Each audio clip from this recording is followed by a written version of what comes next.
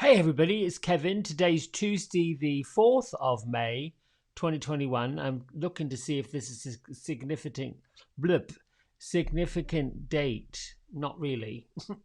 I'm looking for the numbers that line up, those magical numbers. Like yesterday, I got the number 1777. Quite lovely. Then there was a 2222 that showed up and a 1111 that showed up in different places. Actually, the times that the twos and the ones showed up were in prices. Excuse me. That indicates time to buy something, or the energy towards it is a good energy. Let's see, what else happened yesterday? Anything great and crazy? No, not really. Let's get right to the message because it's important. There we go. Oh, I'm already on it. Oh, there I am. I'm trying to say good morning to you and I had the wrong camera on. So there we go. So this morning, quite easily, quite deliberately, I pulled Faith. Well, not deliberately on purpose, but Faith came up. Humanity and benevolence. She's the archangel that shows up to remind us that the way forward is to see the good in everyone. And her message is that the world has taught us how we're separate from love. That love is something that we become, we see, we feel, we move towards, we have. And the way toward it, to have it, is to basically see the goodness in others, which is a really challenging thing to do in a time that we're in, where so many people don't feel it. They're not even seeing it. Certainly not in other people. We're still in the throes of judgment, negativity, anger, resentment. But I feel like that's beginning to soften. They say it's always darkest before the dawn. There's always more frustration before there is fruition or faith. And that's what faith does. The other card that influences it, there's two today. Archangel Zadkiel, who is not the twin angel, but he's a co-angels, if you will. He and Archangel Raguel are what's known, or according to Kyle Gray, what's known as the angels of justice. What Archangel Zadkiel is saying is, through your transformation, through your growth, through your lifting, through your coming to your own being, there's a feeling of vulnerability and a feeling of fear. It's pushing through the boundaries of what you know into the bumpiness of what you don't know. And my mind is going towards an analogy of a classroom entering something new for the first time with other people. Those feelings of, I don't know what's going to happen. I'm not sure I should be doing this. I don't know any of that stuff. Archangel Zadkiel reminds us that all is good, all is on his way. The angels see you, they're swarming around you, they're comforting you, giving you confidence, calming the fears. During the feeling of vulnerability, we are a bit like the caterpillar that's inside the cocoon.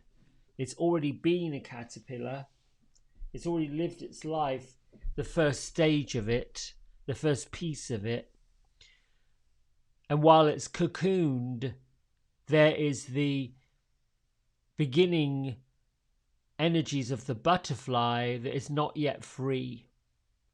And the way I see it, when I see these two together, faith in humanity and benevolence and seeing the good in other people, the rise of love, the rise of great positive energy, and then the transformation coming up out of the darkness, there is this feeling, this fear of what is to be, what is to happen.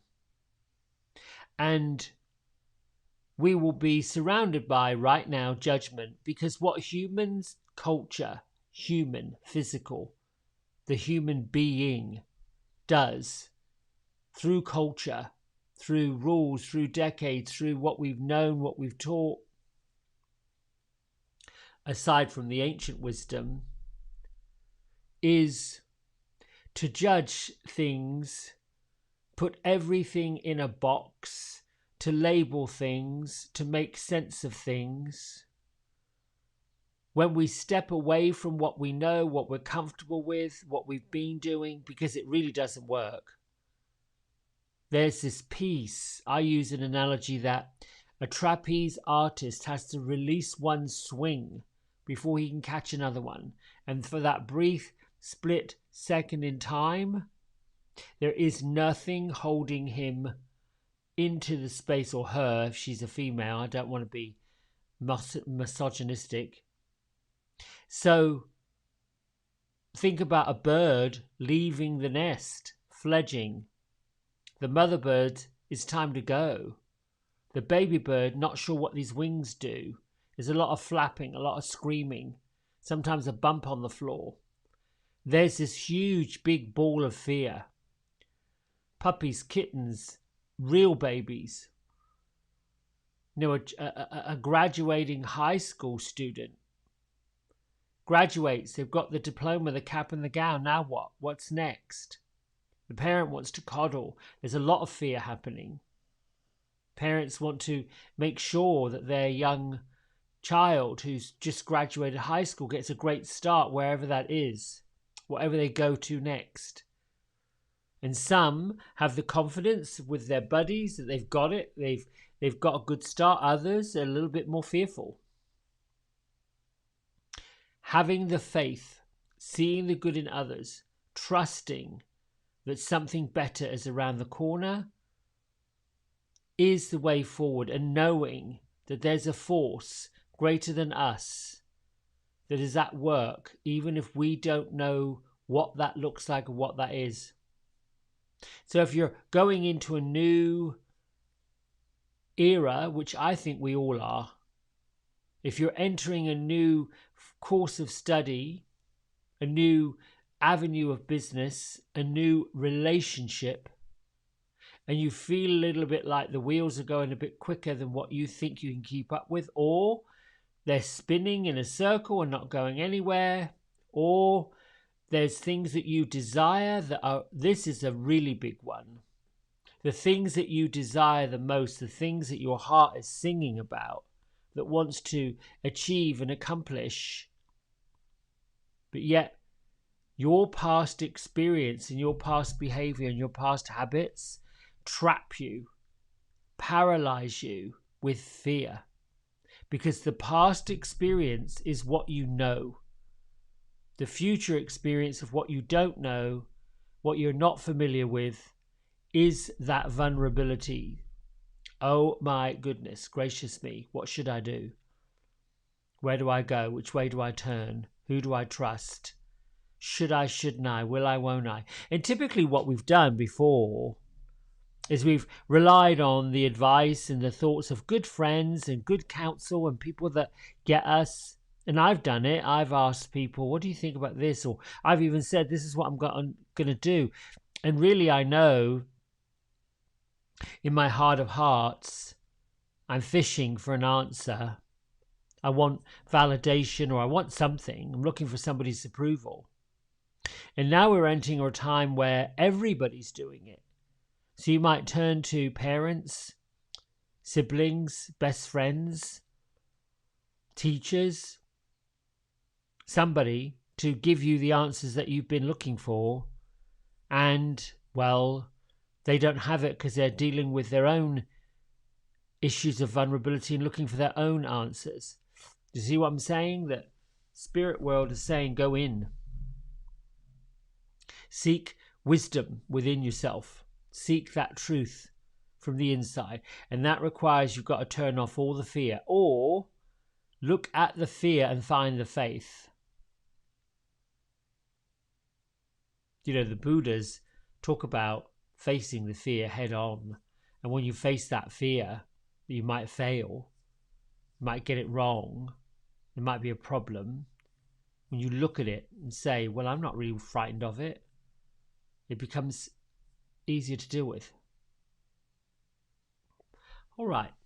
I want to read a little bit from this Og Mandino, The God Memorandum.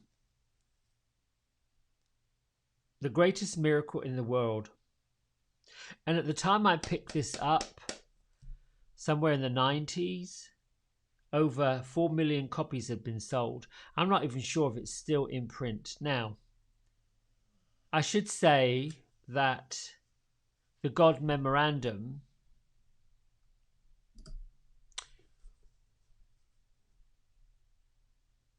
God to me is everything, means universe, means creator.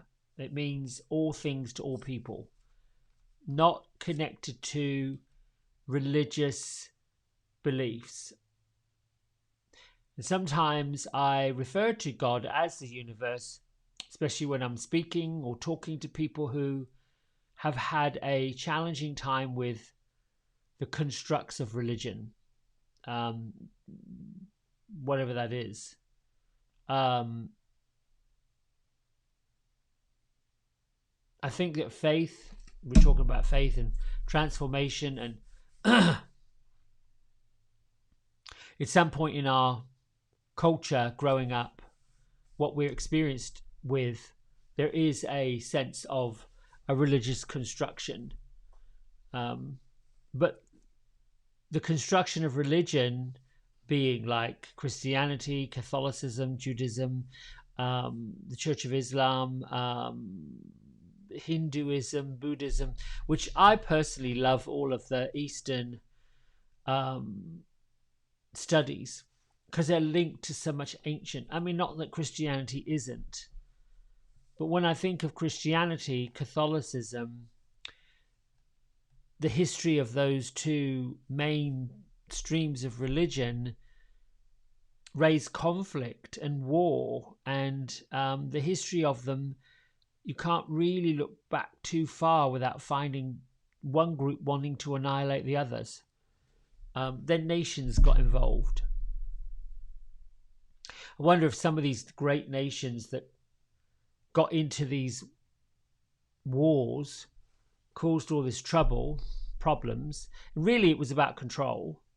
I wonder if they had adopted more of a kinder humanitarian approach, like the Hindus and Buddhists and others, the peace, the love, the kindness, working with the divine that's inside. I wonder if they would have had such need for control, such need to move the world forward. You do have to have some force of nature to be able to kind of like evolve. But there's all kinds of ways to evolve and transform. Me personally, I prefer to take the loving, kind, patient way. That hasn't always been easy.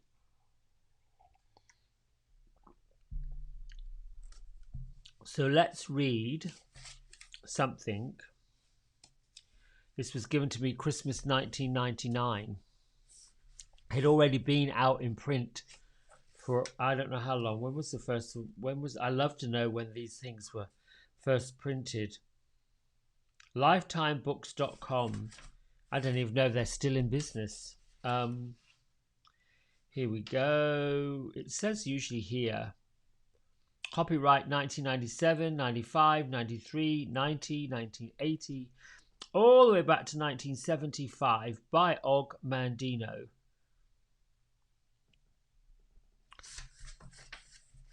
I'm just going to turn to any. So the pages in this book, it's only really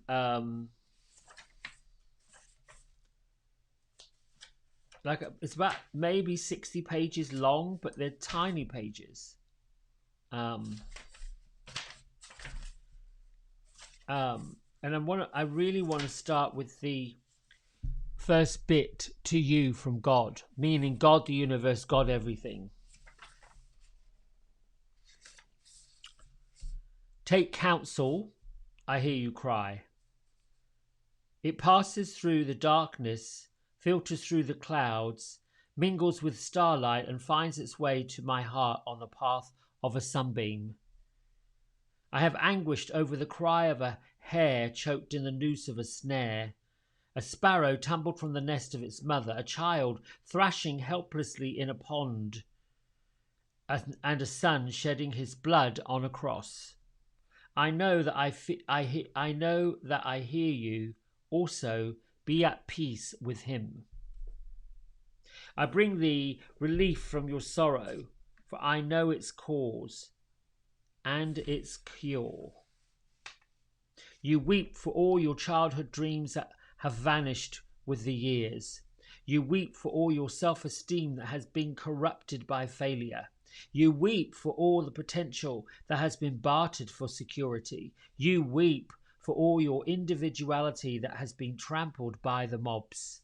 You weep for all your talent that has been wasted through misuse. You look upon yourself with disgrace, and you turn in terror from the image you see in the pool. You, who is the mockery of humanity, staring back at you with bloodless eyes of shame. And then it goes on. Where is the grace of your manner, the beauty of your figure? I won't go on more, but basically it's saying truly, open yourself up to what you see that is incredibly good with yourself. Open yourself up to what you know in here, in the heart, that you love about yourself. Open yourself up to the fact that right now, what is emerging within you and without you is something that is amazingly beautiful, powerful, loving, and kind. Just because what you see and what you experience and what you are looking at, what you are hearing, what people are telling you is bumpy and causes you to question your own behavior and your own judgment. I know I've questioned that this year. How can I be of and find love and peace and good in others when my dismay comes up? That's a human thing. That's an ego thing. The dismay. There is something to be said for truth. And I was reminded yesterday that my truth is pretty brutal. Not really. Brutality is a form of abuse to me. Only reason why a person would find the truth brutal and honest is because it is that. It's honest. And looking at someone or something and seeing the beauty inside of a person and knowing it's there, but yet hearing the person trapped in their own misguided thoughts of they're not this and they're not that, and they've got this and they've got that, and they're this and they're that, which is all like that tumbleweed of nonsense. No sense. No sense. And again, I'm reminded of Marianne Williamson's A Return to Love, that the fear we have is that we're greater than what we give ourselves credit for, that we are more powerful than what we can possibly imagine. You hear stories about people that were on their last legs, right at the precipice of you are going to fall over here and fail. And yet, that biggest risk created the biggest payoff. And so, the fledgling bird, the fearful child, the misguided person who thought they were ugly, lifts, emerges, comes out of this basically squalor and just thrives. Thriving is very simple. It's very easy. It's very loving. It's very kind. The bigger picture is you are here to thrive, not just survive. You have the tools within you to do it. You just have to trust in your own ability, ask for what you want, and try to move past the belief that you're not good enough, not worthy enough, or that some other group, entity, person, company, boss has the power. It might seem that way, but that's not the reality. All right, my friends, let's meditate. That was a good message, I felt like, today. Yeah. Put your feet flat on the floor. Take a big breath in.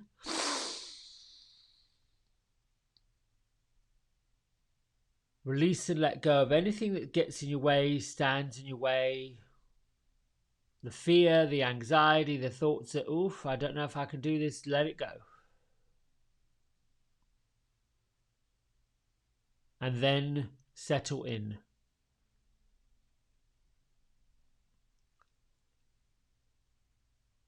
Allow the love in your mind to expand. Allow the love in your heart to expand.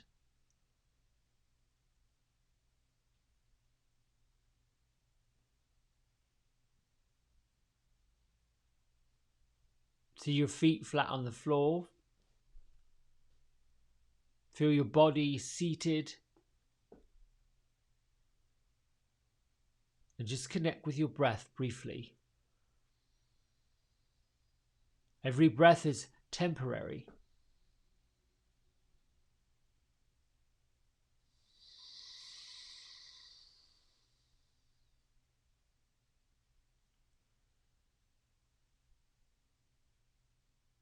Thank you, angels, archangels, ascended masters, Christed light beings.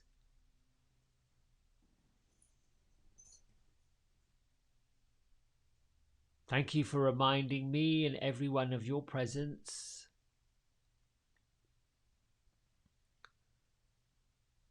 It's really good to see you, to feel you, to know that you're here.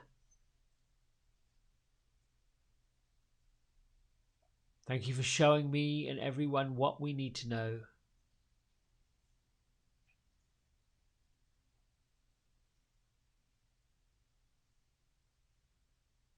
Thank you for being the powerful force that removes the obstacles that stand in our way of greatness. I am willing to listen. I am willing to receive. So be it, and so shall it be.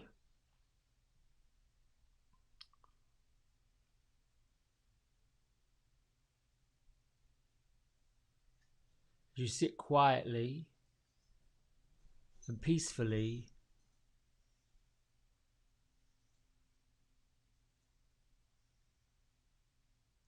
Find something in your mind, in your thoughts, in your heart, in your whole being that you are truly grateful for.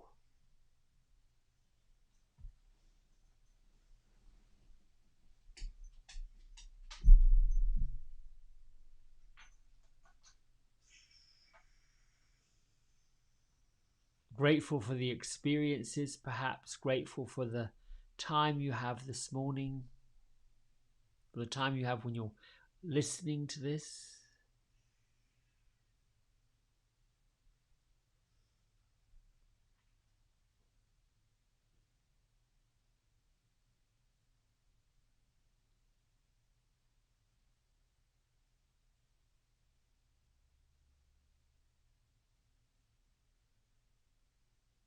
Deep within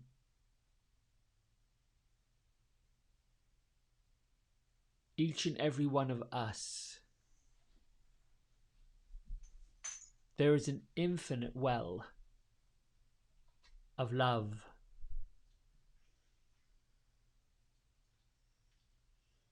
Let the love and the goodness and the happiness and the joy rise up from the roots of the Mother Earth.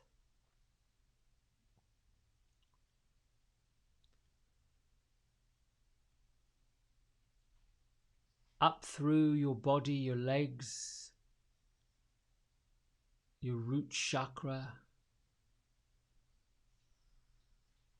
into the heart of you, and let it expand out.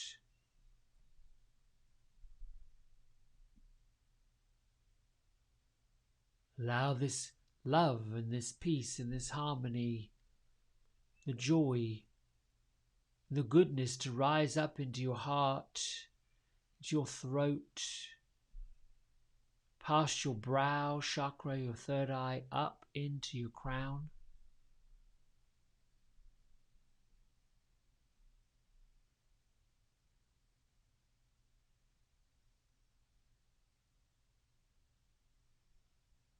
Let all this feeling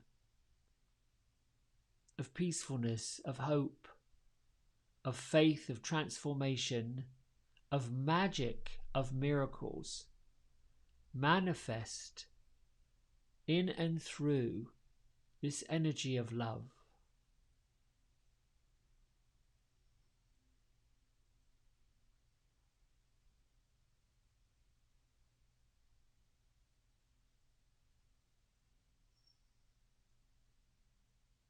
Make the declaration that you are safe and you are free.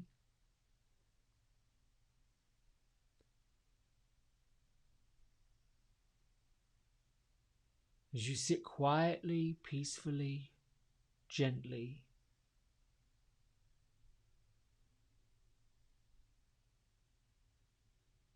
using this quiet space, peaceful space,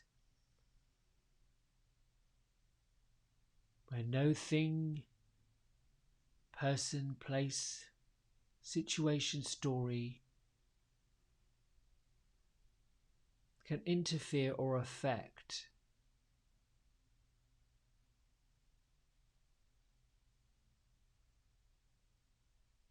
your reconnection to love.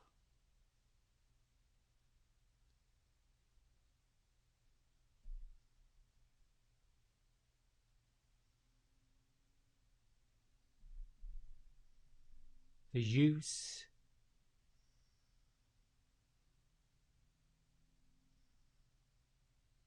and sharing of your love causes us all to feel good.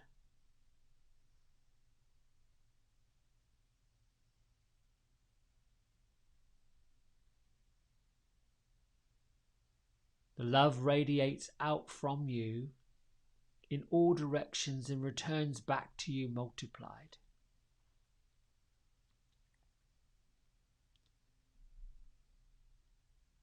The supply of love comes from the love of Mother Earth and from the Fathers way up in heaven past the Stellar Gateway. You are one with the stars.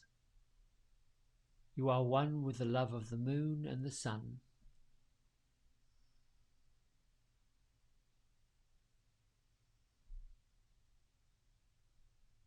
May the love lift you and all of us through turmoil.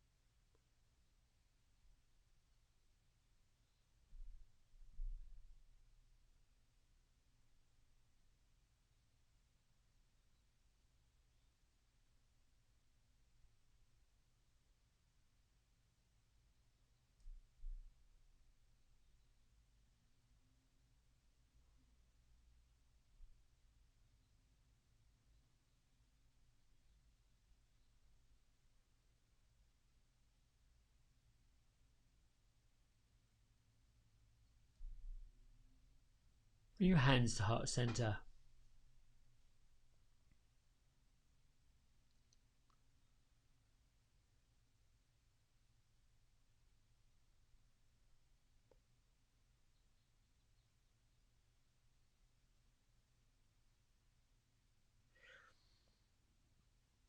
Just make a declaration of what it is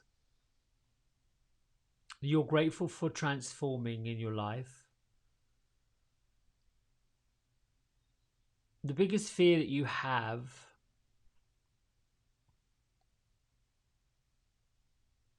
the one thing that bothers you the most, maybe it's survival, maybe it is stability, maybe it's security. Perhaps it's a combination of all of it.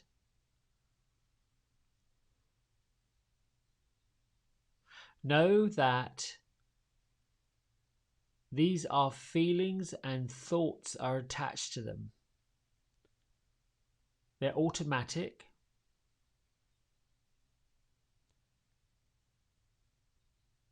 Thoughts of fear breed more thoughts of more fear.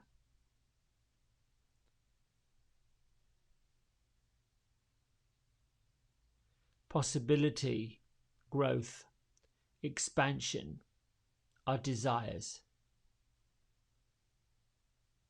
And just as much energy to fear is to desire.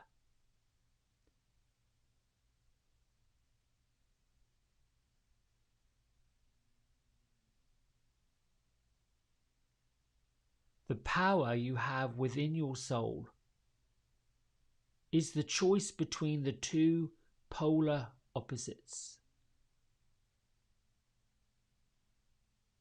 The power you have in this lifetime is to follow one or the other.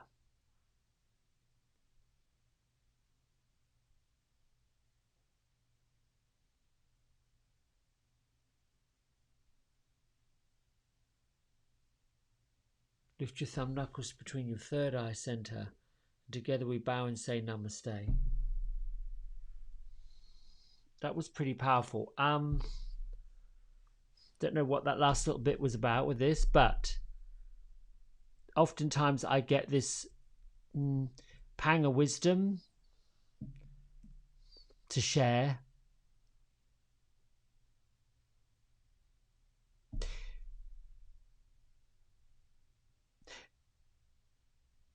And I'll say that people of the love, people of the light, people of nurturing kindness that want to have the best for you, that see the best in you, that coach you,